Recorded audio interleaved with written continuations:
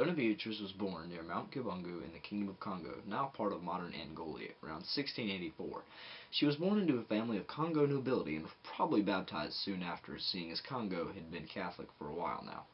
It was said Beatrice had visions even as a youth, and her high spirits and supernatural outlook caused her two marriages to fail and led her deeper into a spiritual life. Dona was trained as a Nganga Mirianda, and a person who was said to be able to communicate with the supernatural world. However, sometime around the 1700s, she renounced her role and moved closer to the views of the Catholic Church.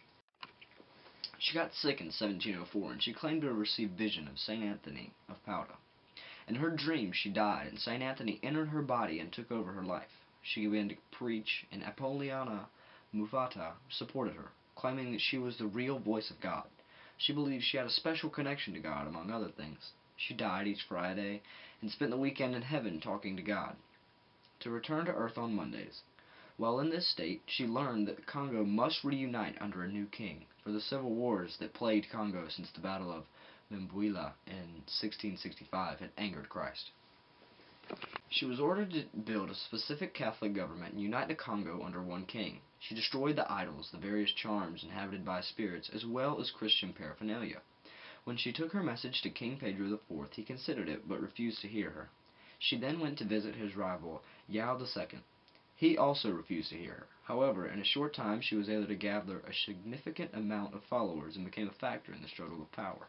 Beatrice sent out missionaries of her movement, called the Little Anthonies, to other provinces. They were not successful in the coastal province of Soyo, where the prince expelled them, but they were much more successful in the dissident southern part of Soyo and Imbaba Lovata, which lay south of Soyo.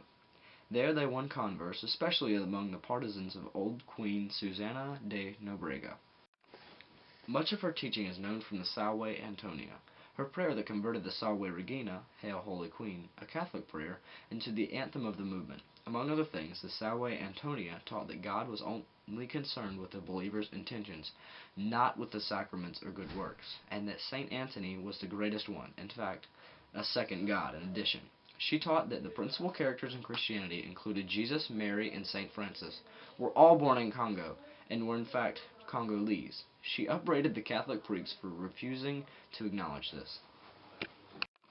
Dona was captured near her hometown and burned to the temporary capital of Ivululu as a pagan in 1706 by forces loyal to Pedro IV. She was tried under Congo law as a witch and a heretic. The Anthonian prophetic movement outlasted her death. Her followers continued to believe that she was still alive, and it was only when Pedro IV's forces took Sao Salvador in 1709 that the political force of her movement was broken, and most of her former noble adherents renounced their beliefs and rejoined the church. Some hint of the strength of her teaching may be glimpsed by the fact that the 18th century Congo religious art often shows Jesus as an African.